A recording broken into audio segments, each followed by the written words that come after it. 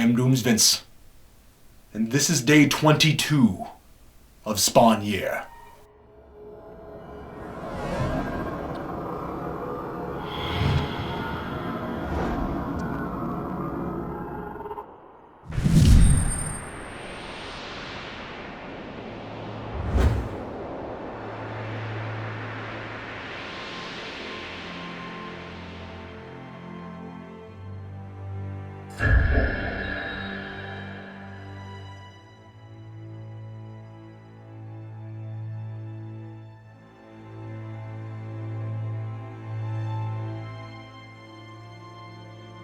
Dear reader, you may be worried about my state of mind after my outburst at the end of my previous entry.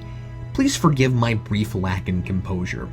After a significant amount of blood loss over 2 days, a strange issue picturing more blood than I've ever seen on a single comic book page, and my making the single stupidest writing error I have ever made, I hope you'll understand why my emotions were running so high.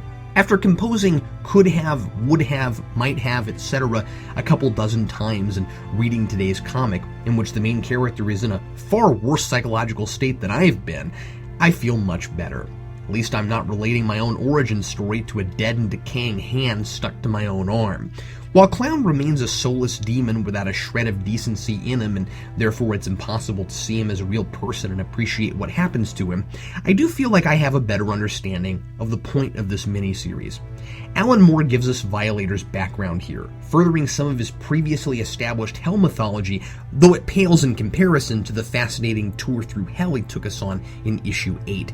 We find here that these Hell Beasts are Violator's real flesh and blood brethren, each birthed by a human woman who died directly after labor, but with the same father, a gigantic demon with 100 teeth and an anatomy that I don't even want to understand in relation to how it's possibly compatible in copulation with a human woman. Perhaps having a human mother is the reason Clown transforms, at least usually, from a Hell Beast into a fat little man. We aren't told. We learn that Violator killed his own father out of what he calls, from the point of view of the dead hand on his arm he has arguments with in his deranged stupor, an Oedipus complex, because he didn't like being blamed for every rule he broke when he wanted to blame it all on his brothers.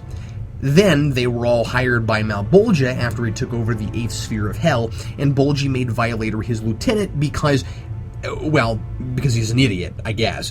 Maybe they're all on the same level of total incompetence.